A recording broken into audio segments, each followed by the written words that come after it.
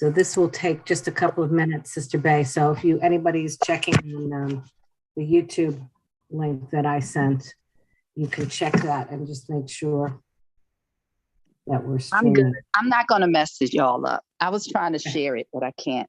But you're recording it, so it's good. Thank you. I just I just checked, and yes, it is on YouTube. So for anybody who wants to see it on YouTube, you can tell Sister Bay that. All right, I'll do that right now. Okay, that they can go on that link that I sent you. So stop, and then just so that for the candidates that you know, we are recording this because Sister Bay asked for that to be, and it'll just be on YouTube, so that you know, some of her members who couldn't make it tonight can just see what happened. So again, I'm just going to now start the recording.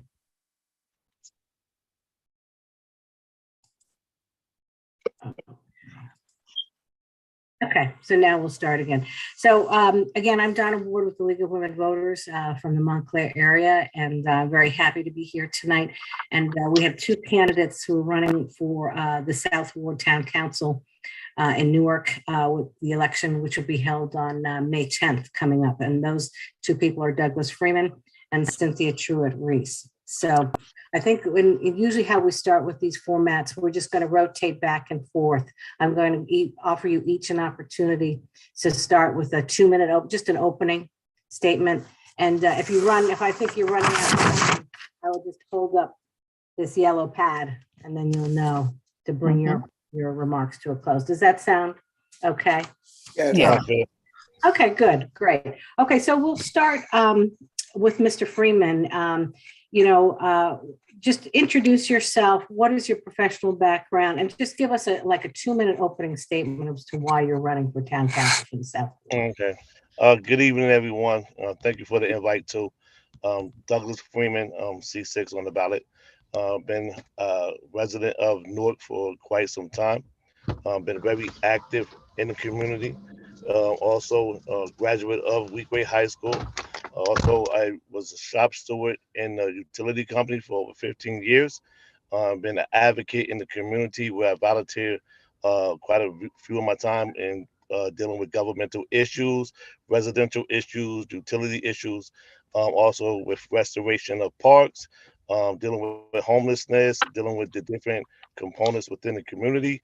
I have spent a tremendous amount of time at freeholder meetings, speaking on behalf of the community, bringing in different type of capital improvement projects in the community as a resident, as an advocate, also as a district leader, and qualified to represent the South Ward of Brook. Definitely been working with the Port Authority, the Choice Neighborhood neighborhood agreement that's been put in place in 2012 that wasn't implemented. So when we look at the South Ward has a lot of different components. So it's about footwork. It's about the activities that need to get done. We've been out here for quite some time. So definitely we want to have the opportunity to interview for the job, because a lot of people say running for the job. I'm interviewing for the job. I'm qualified, I'm motivated, and I already put over 30,000 hours of volunteerism time in the South Ward for the last 10 years. And you can see the improvements from Weequahic Park, advocated with the seniors, from the senior programs, making sure that they have sweat equity and know their value and understand that in this community, the value of the grassroots organizations, because that's what I'm running for, which is interviewing. Let me change that again. Interviewing for the grassroots organizations that are qualified to put this South Ward neighborhood back together like it used to be, and to bring us back forward to where we need to be through prosperity. That's what I'm running and interviewing for. And Cynthia, you have it next. Thank you, Mr. Freeman. And now, yes, Ms. Freeman, now it's your turn for your introduction. Thank you for having me. Yes, my name is Cynthia Truitt-Reese, and I am also interviewing / running for the South Ward Council seat. Actually, be the first woman to be elected. To the South Ward.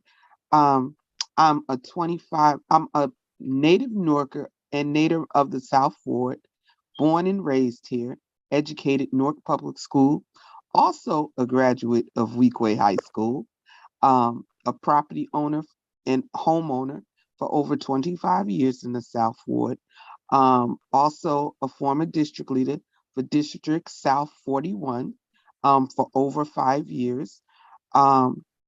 Always been involved in community at a young age, following my mom's footsteps as being a 30-plus year district leader in South Ward, and also PTA president, and stayed on after her children graduated. She stayed on as a consultant to the upcoming and newcoming PTA members, and served as a consultant for them, and always been involved in the community, around the community. She's been a pillar in the community. So I simulate my mom as being a community advocate, speaking on behalf of the community, part of many grassroots organizations of the South Ward, a part of many block associations of the South Ward, and also tenant association. I am the former chief of staff for Councilman John Sharp James, where I actually ran the office from 2014 to 2018, the full day-to-day operations of the municipal council office, and just heavily involved with the community as far as listening to the concerns and issues that plague our community. Growing up here, I've seen the plight that our community have gone through, and what we're still going through, and what we need to be able to come out of this, and bring it back to a community first ward that it used to be. The South Ward was always united, but right now we're like split in so many different ways.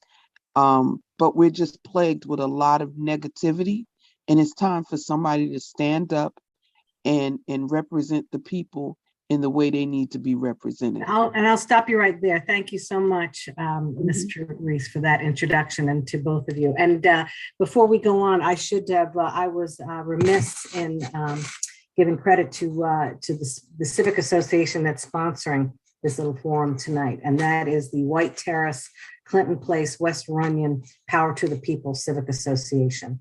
And thank you, Sister Bay, for inviting us and for holding this tonight, since we've already mentioned civic associations tonight. So let's move on to the next question. And again, these are coming from members of the Civics Association and tenants in the housing complexes.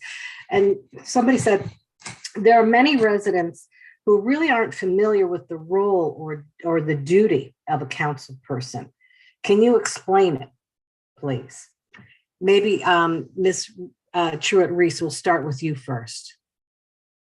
Yes, well, the role of the council person is first to be the voice for the community, to listen to the concerns and the issues that plague the community, or whatever their concerns are.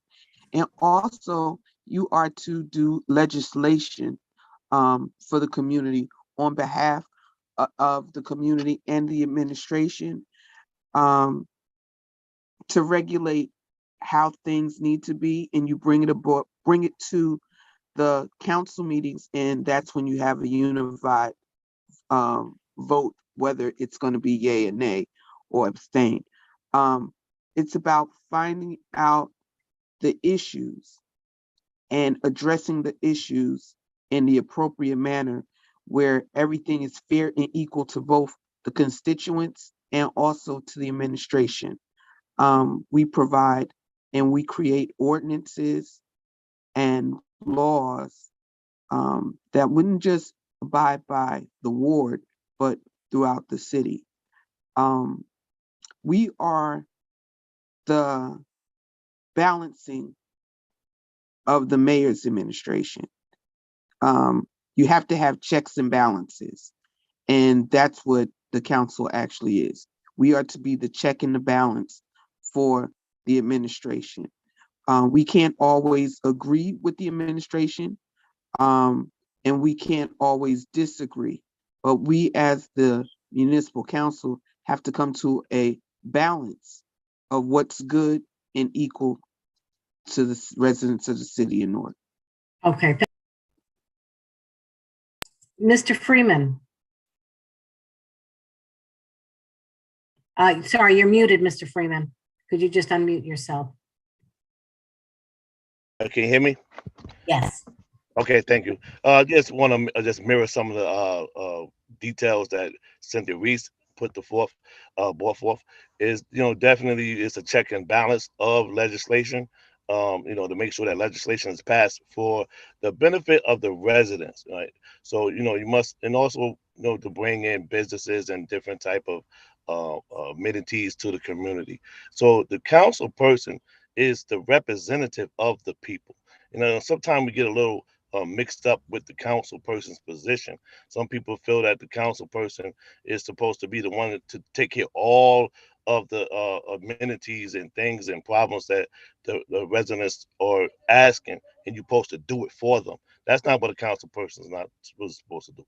So a council person is to know your block associations. You need to know if they had speed bump problems. You need to know where that speed bump needs to be put at. Not just to say that it needs to go to an engineering department to see if they need to survey the block to see if a child may get hit. You should know that there's 40 children on this block. There's speeding cars coming down this location. You should know how many shuttered stores is in your neighborhood, right? So before you could pass any legislation or any drafts or anything that you put forth, you need to know how it's going to affect that community. So we could pass legislation all day long, but it doesn't necessarily mean it's going to be the benefit of the community, right? So if we put a traffic light in the middle of a street and you know that there's no cars coming that way, it's a waste. But if there's congestion down the street, you should know that, okay, we need that traffic light there. We also need to know, like if you look at Fabian Place, you have cars parked on the sidewalks. So when we talk about the checks and balances, right, why is there still cars parked on the sidewalks when we know it should be a one-way? These are the odd things that the council person should know about their community. And the next thing the council person is for and should always be for the residents, but you should not be a person who creates stagnation in your community. See, when you create stagnation in your community and you think that loyalty, I see it, and loyalty needs to be of you, that's where we go wrong.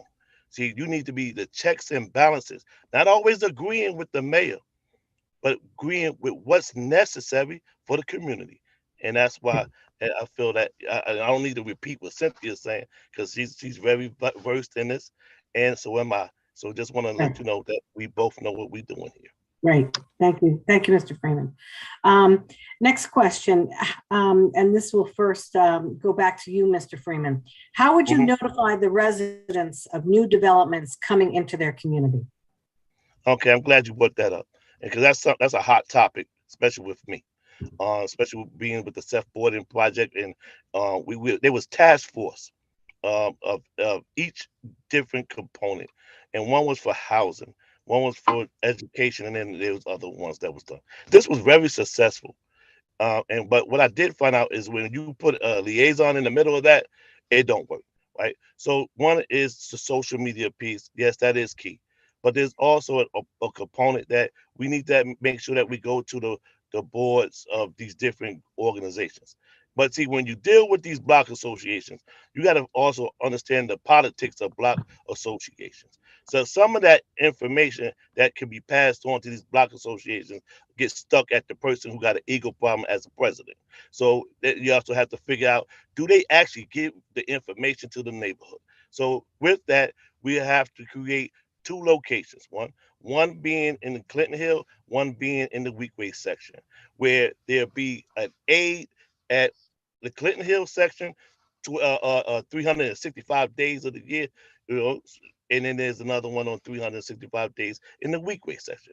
See, we believe that people need to go all the way downtown, and then you go into what I call the corridor of knowing everybody's information. That means you're signing in with the police officer who's at the door.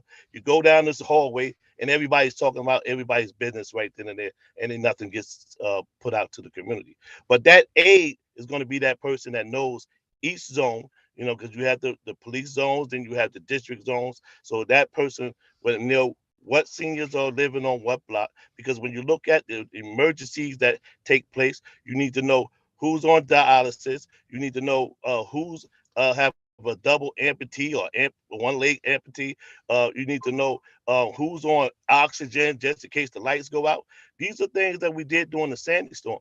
Okay, I see it. I see it. So these are things that we did during the Sandy storm, and but it just wasn't continued, to identify and categorize, who lives in the neighborhood. So that's how you give out information. You got to know your neighborhood. You got to know the people in your neighborhood, and you have to talk to people. And that's what we've been doing for a long time, for over 10 years.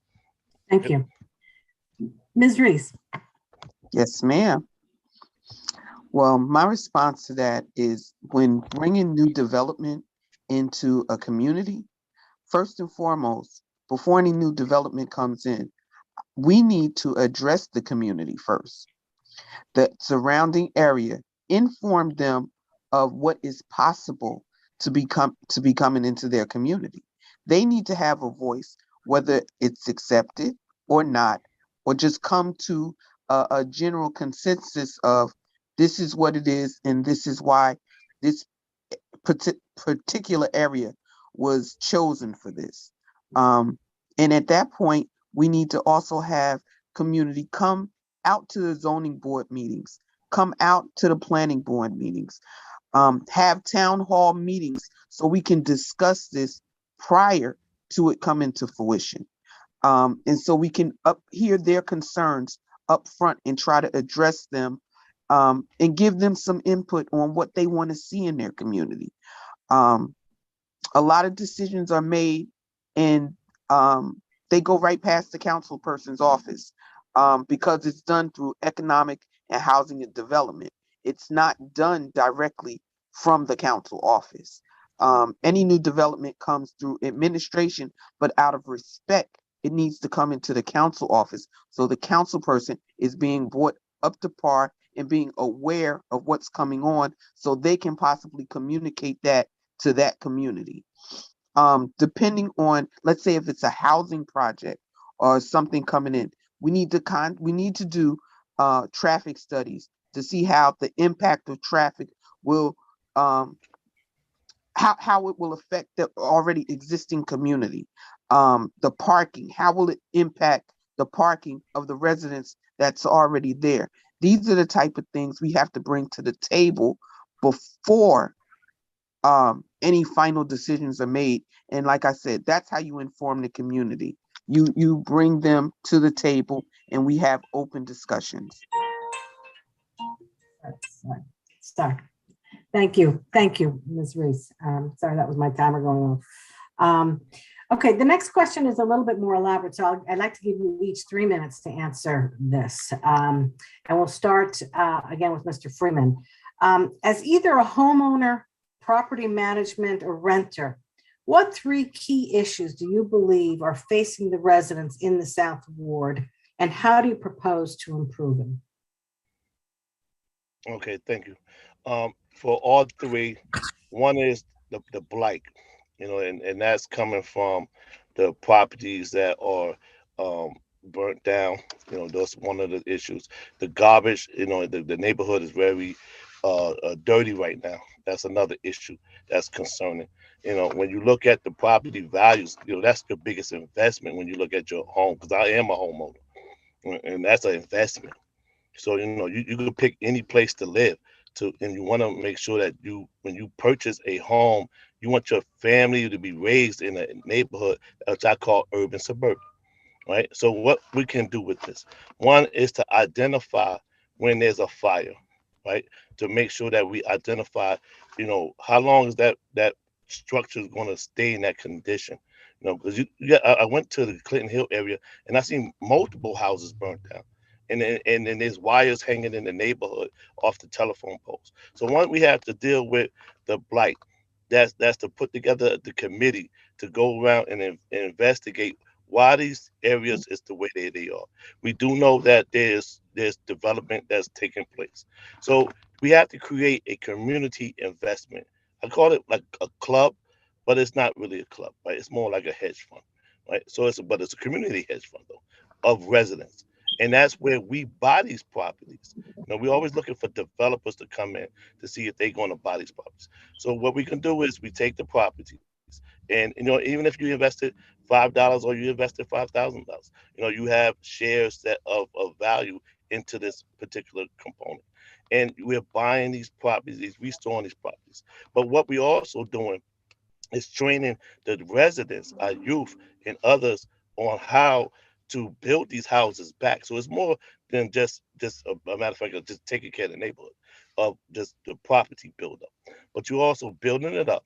We're building up the fund, and then we're also taking care of individuals who may have some financial difficulties, right? Because it's invested by the residents, it's taken care of by the residents. This is a fund by the residents that can help them with their tax liens that they have, and people we can pay off their tax liens, but they pay back into the fund, and then they become owners of this fund too. So there's a lot of different ways that we can move and bring the youth involved, to cleaning up the neighborhood. So it's what we already are doing now.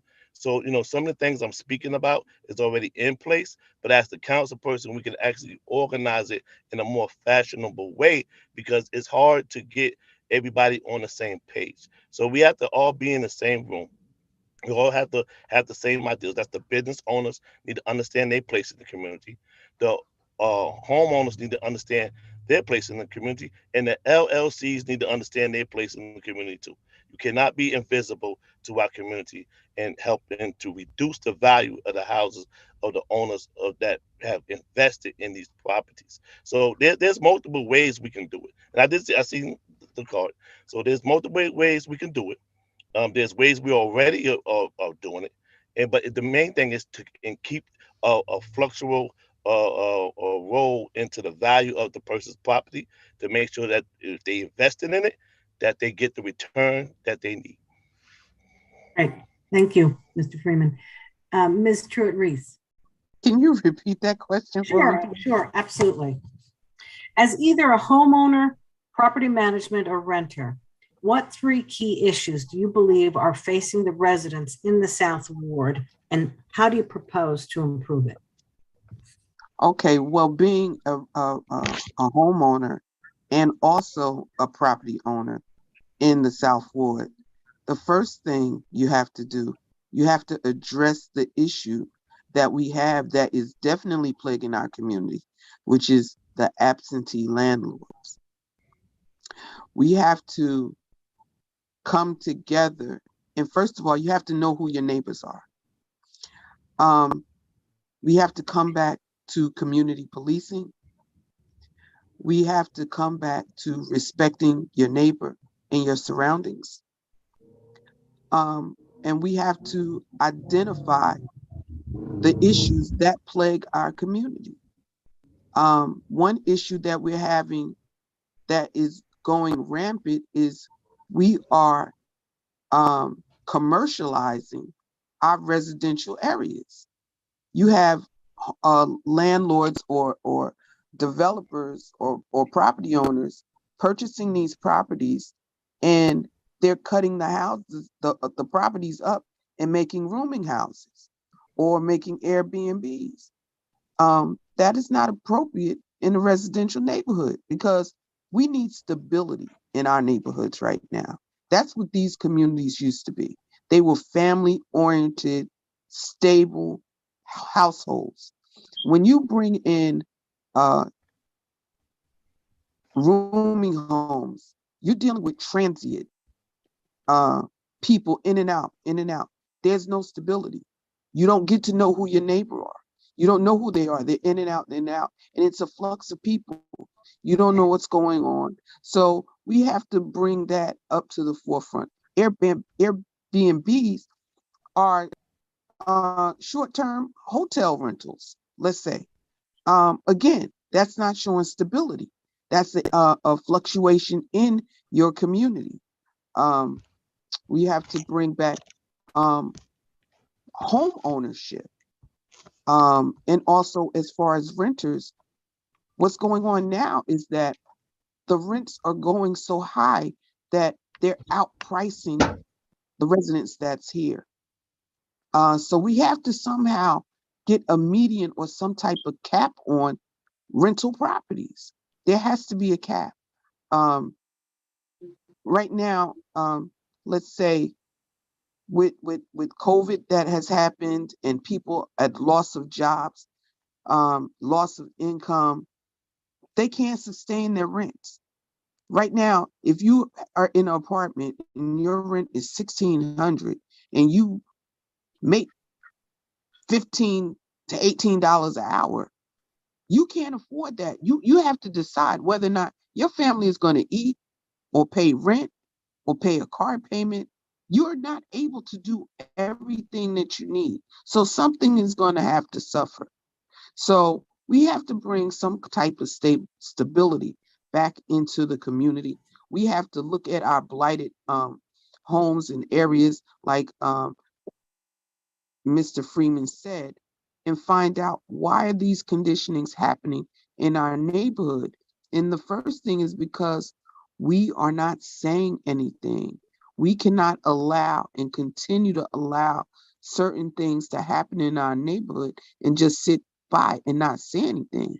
And I'll stop you there. And I'll stop you right there. Thank you. Thank you very much, Mr. Okay. That's the we're out of time. But we'll start back up again with you on the next question. Okay. Okay. There are many South Ward streets that are in need of repaving. What is it that you as a council person can do to assist residents regarding this issue? Okay, well, when the last when I was in the council office, when it came to street paving, a list came out every year of maybe 5 to 7 streets that were possibility per ward that could be paved. And I do remember at the time, the council person had an option, I think, of 3 streets that they was able to choose to be paved. Now with that, I think, of course, it should be the most severe streets, but I would not just go by a list that's sent to me. I myself would go and travel those streets myself to see what the conditions are. And if I know there was some other streets that were in worse condition than those would go to the top of my list as my choice to be paved. These are your taxpayer dollars. These are your property taxes that you pay for. So we deserve to have clear streets, smooth streets. Too many times I hear of cars being damaged because of potholes. And again, that's a lawsuit for the city. So if we can somehow curtail that and stop it by picking the most severe streets and doing our due diligence, that's what we need to do. And if it's possible, we can move some monies from one line item to another line item to give us more leverage to do more streets. That's what I think we should do. Thank you very much. Mr. Freeman. Okay, thank you. Cynthia is correct on the amount that are actually allocated when you look at the paving, but we have to also focus on how do we get these potholes, right? So when you look at Jersey City, I know that they have a ordinance in place for the utility companies. When they go to dig up, newly paved streets that are less than maybe, I think it's like 5 years old, and they go in and they start digging up the streets and they do cold patch. Or they may try to do a hot patch, but they mostly do the cold patch. And that's how we be getting these paving potholes. And honestly, when I know that there was a ruling back in the day where they had to repave whole, and that's what we need to force the utility companies to do now, is to repave whole. So if you come in, like right now, we just paved some streets in the Southport of Newark. PSNG has decided to put in some new gas lines, and then they have dug up these new paved streets, and now we will have the potential of potholes. So to put in an ordinance and have it passed through the council and have that the mayor sign this legislation that the utility companies who come in and dig up our streets after we have paid all this hard-earned taxpayer money to make sure that it's paid, to come dig it up, you put it back. And that's how we can start to get some of these streets back to being whole again. Because a lot of the things was done by potholes were done by utility companies. We have to have a utility committee of residents, right? A committee that is ensured to make sure that these utility companies do more than just collect our money. They take care of our community that they serve. And that's how we hold them responsible. So when they do wrong, and we have in this legislation that if they are digging up these streets, then not only do they pay one, but they give us another one on credit.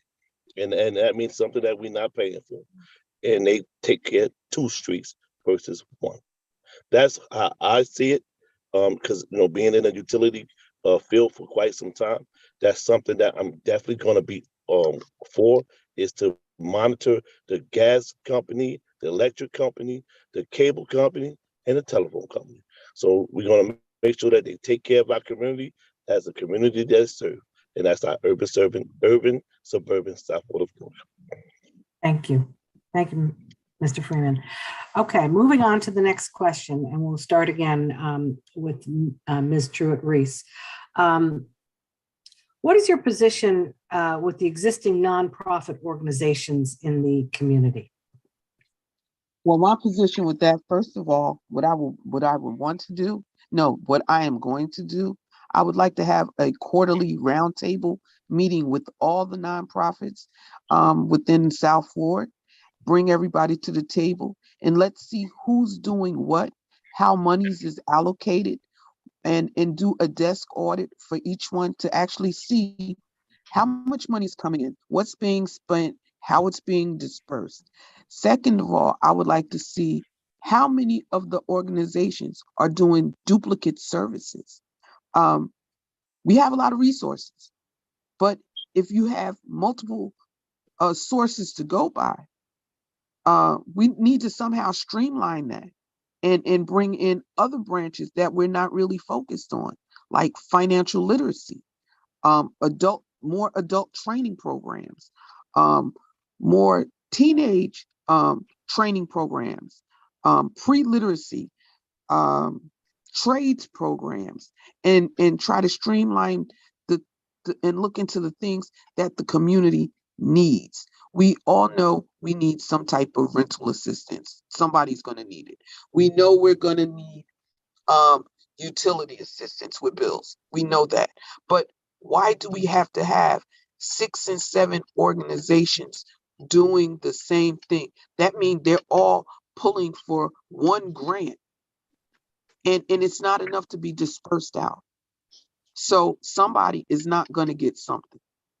So if we can streamline the different organizations and have them come together and work with each other and do a referral within themselves, where this agency can refer to another agency. Well, we handle this agency handles that. You have a better chance to get your needs supplied, because other than that, you're looking at a pie of 8, and 8 people are striving for it, instead of one person working on one thing as a priority, another organization working on another piece as priority, and then we can help more with less. But this way, you're so short where you're not able to assist the way you really need to be. We're not being efficient in the disbursement of funds and how things are allocated. So that's the main thing I would like to do. Thank you. Mr. Freeman. Can you repeat the question? Sure. What's your position with the existing nonprofit organizations in the community? Some of them are not existent. And that's something that I have seen over the last 10 years. The majority of the work in our community actually is done by volunteers and people who care about our community. And that's that sweat equity piece that I keep speaking about. These are the ones who, some of them are unemployed, low employed, and retired, and they always volunteering their time. You know, there's a devaluation of the residents who value donate their time, right? So we know the national average is $34.60 an hour, but we never hear these organizations actually acknowledge these people who volunteer. When we look at, there's multiple organizations doing food. There's multiple organizations doing youth and recreation, but they don't work together. So that our thing is to bring everybody to the table and see how much community support do you really have? Because a lot of these nonprofits, as of right now, have become bona fide social clubs, and they only concerned about their little circle. And how do I know that? Because I've been out here for 10 years, and it put in over 30,000 hours of volunteerism time, and many of them didn't even want to work with me, or the people who also volunteered and put over 100,000 hours of volunteerism time in this neighborhood, and they didn't want to work with them, but they wanted want everybody to volunteer for them. And then we know that in these grants that they also have services that they are supposed to provide. But what they're doing is asking for volunteers to do these services while they put this in their pocket and it goes outside of the city of Newark. All right. So we've been taking care of other people's communities. They've been writing grants and they come in and say that they're going to consult us, but then they turn around and find organizations to take the money and not do the services. And the residents have been doing many of these services for themselves. How do I know? Because we created a South Note page on Facebook and we friended so many people, but we actually was just surveying and seeing how much could get done without them going to government or going to other organizations. And believe it or not, most of these issues from fire victims, from mothers that needed diapers and residents needing homes was actually done by the residents, right? So these organizations only came into play when the residents tried to move a little step higher to do something that was needed. And these organizations come in, they band together to try to eradicate the residents from doing what they need to do as people. The people is the actual nonprofit. That's what we need to do, is keep the people moving forward. Thank you. Thank you. And then we'll start back up with you again, Mr. Freeman. What are you willing to do to assist existing South Ward merchants? I'm glad you brought that one up. So that's called Airport North City, right? So when you look at the airport, that's an aerotropolis concept. Jacksonville has an aerotropolis. Atlanta has an aerotropolis. There's a place in Australia that has an aerotropolis. And this is how you bring in money to the businesses. One, you have to increase the business commerce, right? So, you know, the Chamber of Commerce used to be real popular, but it's not as much as it is now. There is one downtown Newark that's blooming, but not in the South Ward of Newark. So when you look at the airport brings in over 43 million people a year. I just heard the numbers on the Port Authority today of the passenger population that comes into here, and it's bringing over $200 million just for that portion alone. The park cars is bringing over $100 million just to park cars and parking lots and things. So now when you look at this, we have to have access to that airport, access to the hotels. But to do that, we need to create tourism. We need to go back to the concept of having that aquarium that we asked for to be put there in the South Ward of Newark. Why? Because that's an attraction. We need to have hotels. We need to have bowling alleys. We don't need scrap cars. We don't need the things or trucks parking wherever they can park at in our neighborhood. We need the business owners to understand not only can you have a store on Burger Street, but you can have a new store right there with a limited credit usage right there on Frelinghuysen Avenue, where you can bring in different buses and it's owned by the community to go back and forth, like if you was going to Costa Rica or Dominican Republic. Those neighborhoods within those areas, they may be foreigners, but at the end of the day, they work together to build their community up. So in order to have a business corridor, the businesses must understand why they need to support the youth programs, the senior programs, and the youth programs and the senior programs need to understand why you need to be working with the businesses. And that's how you improve your business corridors, by businesses understanding why they're there. And then most of them need to be locally owned. Fine. Thank you very much. Ms. Truitt-Reese. Yes, one thing I definitely would want to do is to build a South Ward Merchants Association, which I would interact and have quarterly meetings with all the store owners. We first have to find out about the store owners. What do they have to offer, and what are they offering to give back to the communities? Because they are, as much as we may not like to accept it, they are part of the community. And we do patronize them. So first we have to bridge that relationship. We have to get a relationship with these store owners, and find out what type of issues are they facing within the community, whether they live here or not. What issues are they facing? Are they facing crime? Are they facing substandard conditions or issues? What are they dealing with? Because a lot of store owners, they only rent the store. They don't own the building. So what issues are they having? And also having them do something where they have to give back to the community. And interact with the community, because they are a viable part of the community. We need to find out some issues, concerns, and address their concerns also, because they pay taxes, make sure their licenses and everything is up to par, as if you would do a landlord, and just make sure that they are in total compliance of the needs and the issues that surrounds them, and hold them accountable for what goes on in and around their stores as we would anybody else. But Thank I think you. first, Thank you. I think we'll bring that to a close. Thank you, Ms. Truitt-Reese. Also, Ms. Truitt-Reese, is there a light that you can use? Because your face has now gone into darkness on the screen. Oh, I don't know okay. if you need. Oh, Yeah, sure, it's no just, problem. yeah, that's, if just, maybe we'll just stop, if you don't mind, Mr. Freeman, just for her to get a Is this light. a little better? Just a little, yeah, there you go. That's better. Yeah, I Okay. just don't want you talking in the dark. I want to have you both see your smiling faces. Okay, that's great. Thank you very much, Ms. Truitt-Reese. Mhm. Now we'll start with you again, Ms. Truitt-Reese. And this is a quick question. Are you willing to have regularly scheduled meetings with the community? Absolutely. Yes, I am. I will have Okay, a monthly scheduled meetings. great.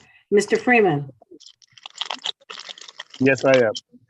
Also, I'm willing to put together a cohort where the community organizations and the residents can pair up together, so that it's not just one meeting. It's like committees of different areas of concern, so that when we have these meetings, we're not just talking at each other. Okay, thank you. Thank you. We'll start again with Ms. Truitt-Reese. What organizations do you have any affiliations with? Oh, wow.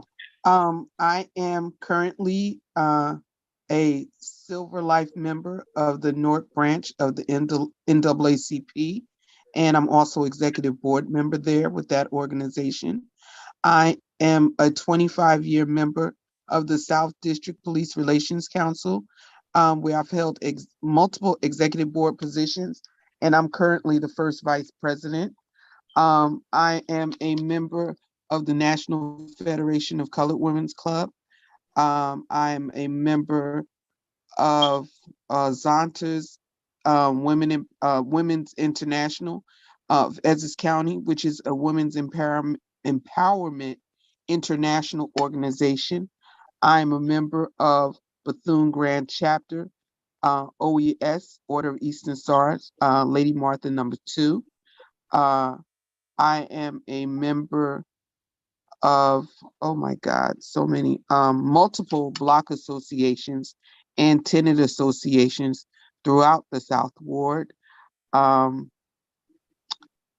I'm a member of Weequay High School alumni, affiliate with Weequay Park Sports Authority, affiliate of Clinton Hill Block Club Coalition, affiliate of Clinton Hill Concerned Citizens Association, affiliate of Historic Weequay Neighborhood Association, and a host of other associations throughout the South Ward.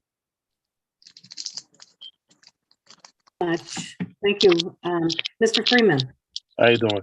I'm a member of the South Ward of North, right? And that also includes all the different organizations that I have assisted with over the years. Some of them are the same as Cynthia Reese has mentioned. When you look at the South Ward Community Police Relations, I was a vice president also with Cynthia. She's also there too. She's now moved up. I'm looking to come back on that particular board. Also with Weequay Park Sports Authority, I'm president. Also, Essex County Parks League. That's another organization that I'm a part of. I'm a part of the Weequay alumni also because I graduated out of Weequay. There's a lot I have been assistance with as far as Vulcan Pioneers, the fire department. Hold on, there's some backfeed.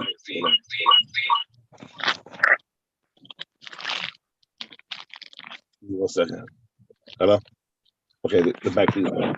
So also been a part of the Essex County CEASE that's dealing with homelessness. That's another part I have been part of, dealing with community organizations such as the Dayton Street Seniors, have assisted with them, the Dayton Street Block Association, and all the different other blocks associations. So I've been pretty much around dealing with the seniors as the Weequay Park Senior Organization, which we helped the county with the cafe in the park when the program was underutilized. We're using our own cars, making sure that the residents of the senior population was able to utilize this program and not be canceled. So there's a lot of different things that I have been a part of. So I'm part of the South Ward, from the environmental side, from the side of dealing with the utility wires, from the side of dealing with homelessness. So I'm a part of the school system where we advocated for schools and children with their PTSOs. I joined them.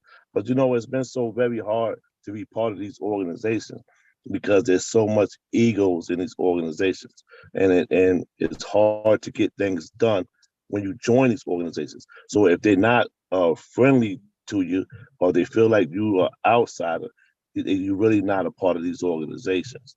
So that's something I just want to fix. When I bring us together in the South Ward of North, I want to make sure that we understand that just because somebody comes to you, that you don't feel like they infringe upon you, and that we could work together in all these different areas of the South Ward. So I am a South. Thank you. Thank you. Thank you, Mr. Freeman. And then we'll start back up with you because we're starting to wind down now. We're almost to the end. Mr. Freeman, will you be willing to assist in formulating block or civic associations? Yes. One of the things I definitely wanted to do is there's a program where you can actually categorize them and put each block association into a database, right? So that's something that I already have started along with other organizations, is to come together of how do we get this information to the different block associations and make sure that they understand on what's going on in the community, how to register for different programs. So each block will have a membership card. That's something that we want to work on, and they'll have a thing that they could go to on the portal in the website and be able to see what's going on in the community. Like back in the day, there used to be like these poster board alerts that you used to get doing that there was the choir was singing in the church, or the children was having a play, and all these different things. So we have to get back to understanding who's on that block, what do they want, and that's how we bring and have these block associations feel as if they connected. See, a lot of block associations don't feel like they connect. to the community anymore. And we're going to reconnect them. And that's by adding their link to our link and make sure that they understand that they are part of the South Ward and they're part of the South Ward Council office, because their link is connected to our chain. And we're going to make sure that we all are linked together. And that's how we're going to continue it. And they'll know exactly what's going on through social media. If we have to go through the neighborhood with a bullhorn every week, we'll figure out how to get you informed that you don't say, nobody told me. Okay, thank you. Thank you, Mr. Freeman. And now, Ms. Truitt-Reese. Yes, how I would go about with block associations or for helping. Yeah. Yes, I would. Yes, I Helping would block assist. associations. Yes, I definitely ahead. would assist block association beginning to get organized. I would, excuse me. I'm sorry about that. I would have me, myself, or an aide or aides. All of my aides would be not sitting in the office. They would be out in the community. We already have a list of some already established block associations, and that means we will also work with our police, community police officers, because they have a database for the established block associations, and we would go between those blocks that don't have one and go and speak with the residents and ask them what are their concerns, and tell them this is how you go about doing a block association. But I would more or less not just want to do a block association, but have district meetings within that block so everyone from that district would know each other, because what affects one block affects the next block. It's a ripple effect. So if one street has a block association and the next block doesn't, I would try to get those two blocks to talk and establish a relationship between them and bridge those two to make it a bigger block association, because we already know the squeaky wheel gets the oil. So if you have more than one that's chiming and discussing issues and concerns, that gives you a bigger audience to attract. So you have more homeowners and more renters or whatever that would want to be a part of something. And that would be a part of helping identify the issues and the concerns in that plague that community, and you have a bigger force to deal with it. So yes, I would definitely assist with helping build block associations or organizations to help beautify, identify, um, uh, community police each other. I definitely will be a part of that in bridging that and making that happen. Thank you. Thank you. And then one final question before we get into the closing statement. So this is our final question that's been asked. What would you do to improve public safety in the South Ward? We'll start with Ms. Truitt-Reese. Well, as being a member of the police community relations, that is what that is part of the mission. That is what the mission is of that organization, which is building a relationship between the police and the community. What I would want is to see more community policing, which means the community has to come together and they have to talk about the issues. They have to understand that the police are not here to hurt you. They're here to help you. I would encourage them to be part of the organization so they can have an open dialogue directly with the police captain, and they would know who their community police officers are. I will request to have more walking patrols to build that relationship. Get the police in the schools to bring back the DARE program for our youth to understand and understand the nature of the police department and what they are there to do. I would try to bridge relationships with the youth, with the homeowners, and just bring about more open dialogue with the community and police. And I definitely, what I did do when I was in office, for those residents that may have had issues and were scared to contact the police directly. I left my office open, and they would be able to call me and discuss whatever issues they're having. And I would be the person that would relate those issues back to the police department and let the police department hear it from me. They would go and find out the issues of whatever I'm telling them, and they would bring it back to me. And then I would contact that homeowner or that property owner to tell them what was done within reason, to keep them aware of the status of what's going on, so they would be able to understand. Thank you very much. Mr. Freeman. Thank you very much. Also, as a member of the community police of the South Ward Relations, one of the things that we're doing right now is we found out that there's a post for the Explorer program in the 5th precinct, but it's not active. So we're working on that for the children between the ages of 14 to 17, is to make sure that they have activities. That's one.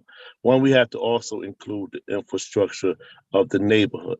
You know, when we talk about community policing, we must make sure that we understand what type of conditions are the residents living in. You know, some residents are living in neighborhoods with full of blight, right? So they have to make sure that they understand, you know, you have someone who cares for you.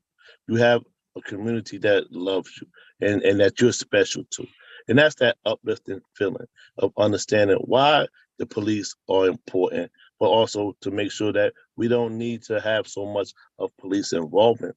We need community involvement. We need that the grandmother who passes out those peanut butter and jelly sandwiches as years ago and just standing on the corner, making sure all the children okay. That's something that we have right now in practice. And that was in Weequahic Park. Weequahic Park had all these different issues, from prostitution, drugs, individuals who was upset because they couldn't have sexual intercourse in the playgrounds, right? We don't have that anymore. What you have is a safe zone for the children. You know, there's over 600 residents coming into the park a day.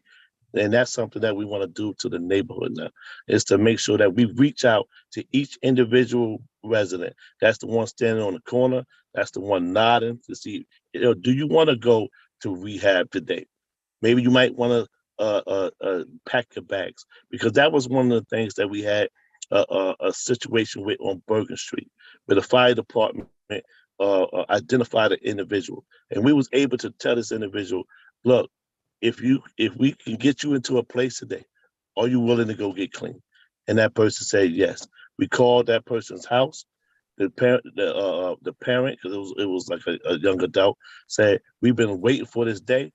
We said, look, you ain't got to pack them bags. The bus, that's when Street Doctor was around. You know, he passed away. We put him in the van, went up to New York, and the person's doing very well today. It's about having and caring about the people. And we must understand that when you care about individuals and we show that we're here for the community, community policing goes together with the community. If you have to hire 50,000 cops, something is wrong with the community. So that's when we have to rebuild our community first. And that's the infrastructure of people. Thank you, Mr. Freeman. Okay, we've come to the end of our evening, and thank you, candidates. You've answered quite a lot of questions tonight, and I very much appreciate it. So now we'd like to move to 2-minute closing statements. And as part of your closing statements, I'd like you to address what is it that you would feel that you would do that the present council person has not done? So as part of your closing, what would you be doing differently than the present council person? So we'll start with Ms. Truitt-Reese and then Mr. Freeman. Okay, thank you so much. Thank you for the opportunity given to me this evening to speak with you and answer your questions. First, what I would do is I would show accountability. I would hold others accountable, just as I would be held accountable for what goes on, what doesn't go on in my ward. I would be the ear. I would be the voice for my community. I will no longer turn a deaf ear or a blind eye to the plight that's here. I would address it head on and address any other counterparts that need to be addressed. I will hold each and every department head accountable for staff or whatever is not being done per what is due my residents. I would give them the respect and the empathy that they deserve, and I will definitely be their voice. I would make appropriate decisions, not based on friendship, but based on business. I'm not one to go along to get along. I'm a stand-up person, and I will continue to be a stand-up person and be the voice that my community needs. And what's the other part of the question? I'm sorry. What would you be doing differently than the other Those council are people? I'm sorry. Those are all the things that I would be doing differently. I would definitely, as I do now, I would ride my community so I can see up front myself the plight, the issues, what's going on in my community, and I would address them appropriately. Great. Thank you very much. Mr. Freeman. Can you repeat the question? I want to make sure I got the whole question. Yes. Yes. This is your closing statement, and as part of it, can you address what is it that you would feel that you would do that the present council person has not done if you're elected? All right. So I'm not one to talk about people. I'm one about solutions, right? So if it's not being done, we know it's not being done. Right? So that's something that first we have to identify. So we have to focus on what is the needs right now. One is cleaning up the South Ward. The second one is bringing people back together. So that's something that has not been. But what I will not do is if money is allocated for one area, I'm not going to take that money and put it to another area just because an organization was able to sit in on the planning and others may not have known about this and they was able to take that money and put it to another district. So when you do these things, you actually makes the other district that money was actually allocated for, it depletes certain things that were needed and they wind up being behind. I'm going to look for 50 years out. I mean, I'm already looking for my replacement, right? We're not to sit here and stay in office for years to come, right? We're looking 50 years out. That's to make sure that the airport city North Village is done, right? Not to try to take credit for certain things. Not saying that they did it, but I'm not going to take credit. Doug Freeman's not. Right? We're going to make sure that the person who brings in these ideas. The next one is when they put in for these RFPs. I want to make sure that there's some type of protection of intellectual properties where all the organizations don't go and look and see who put in bids and take their plans and then claim them as their own, right? And then turn around and make it seem as if these other organizations are incompetent or not able to do what they've done when you stole their plans and took their plans away. Because there's a lot of space that's available when you look at the procurement process. And then we have organizations that do good work. We have some families that may come together and they may have individuals that come out of college and they got some great plans, but their plans go to these bigger organizations. So that's something that I definitely want to focus on. We want to look and see, like, in that procurement process, who put in bids and how these bids was given out throughout the community over the last 10 years of the South Ward of North, and why the Clinton Hill area has funded and why the Weequahic section do not. Thank you. Thank you very much, Mr. Freeman. And I'd like to now bring this little candidates forum to a close. And I want to thank both candidates very, very much for taking the time to appear tonight and to answer the questions from the White Terrace, Clinton Place, West Runyon, Power to the People Civics Association. It's so important that you make yourselves available to the voters so they have an opportunity to get to know you and your positions. And I urge everyone who's listening tonight to get out and vote on May 10th. And I wish both candidates the very best of luck. Thank you so much. Thank you very much. Thank you. Thank you. And all right. Have a great day. Have a good one. Bye-bye.